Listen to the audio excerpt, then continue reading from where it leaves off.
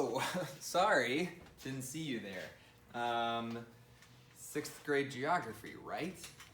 Wow, well, part 2 of our little question and answer kind of thing. Here we go.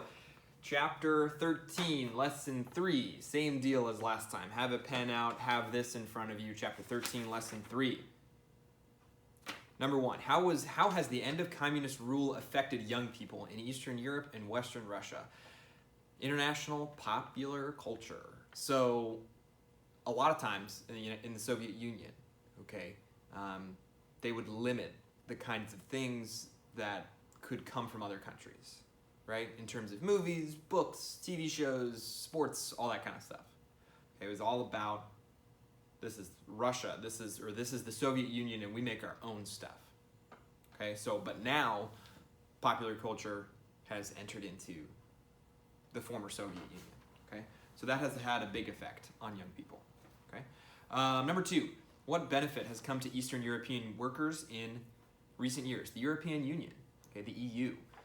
You might hear it called a lot of times. So that is a conglomeration of a bunch of European countries, not all of them, but a lot of them, and they all came together, and this is where we got the euro. They have open borders, so you don't have, if you're a citizen of the EU, it's really easy to go in between countries and work in other countries or travel in other countries or whatever. So they made it way easier, and it led to a lot of good things, but some bad things too. We're not going to get too into that. But for Eastern Europe, it was a really good thing, okay, for most of them. Number 3, why are the oligarchs unpopular with some Russians?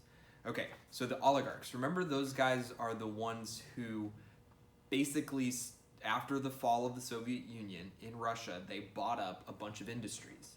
And so it went from the government controlling those industries to this group of individuals, a small group of individuals, like 8 or 10 people, okay? And so what they did was they controlled all these industries, and they became very, very wealthy, and they were like puppet masters of the government, and the government did whatever they asked them to, and to a certain extent, that is still the situation in Russia, okay? So that is why they're unpopular, because they used their connections to further their selfish aims, okay? There's another motorcycle that just went by. Okay, 4, how did the rebellion in Chechnya affect the presidency of Boris Yeltsin? I mentioned him briefly before the break, but Boris Yeltsin was the first kind of leader of this new Russian Federation after the Soviet Union, and he was terrible. He was a terrible, terrible leader, and so he just was not good and did not get Russia off on the right foot. So he sends troops into Chechnya for whatever reason, and he's blamed because the Russian troops could not stop the violence, and that led directly to his resignation. Is the situation in Chechnya. Okay, so really all you need to remember there is Boris Yeltsin was not a good leader, and he was responsible for not getting Russia off on the right foot after the fall of the Soviet Union. Remember we talked about how the 90s were a really, really rough time in Russia and a lot of Eastern Europe, and partly it's due to him and his leadership, or lack thereof. Okay, number 5, how did geographical barriers affect the development of Slavic culture in Eastern Europe? I kind of talked about this in the last video, but isolation creates enemies. You're not used to people who you don't identify with, right? And so that creates a lot of rivalries within countries. And unfortunately in Eastern Europe, we've seen that throughout history. I mean, you can make an argument that because of that isolation, because of the Serbian, or because of the nationalistic ideas of Serbia and the Serbs, that's a huge cause of World War I, which we looked at this year. So, and it continues to be a problem. And so hopefully that is less of a problem in the future.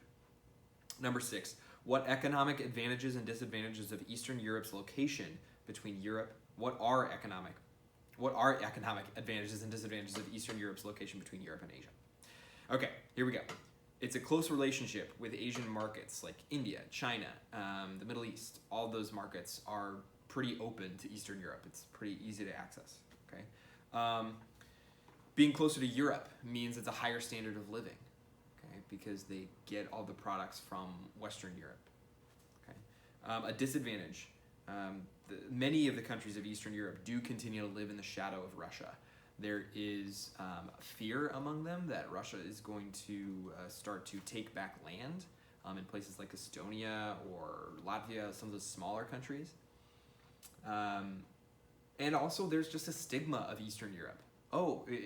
We talked about this a little bit, is that like when you guys were looking at your maps of Eastern Europe, you're looking at them and you're like, well, I've never heard of half these countries, right? I've never heard of Bosnia and Herzegovina. I've never heard of Slovakia. I've never heard of Kosovo, okay?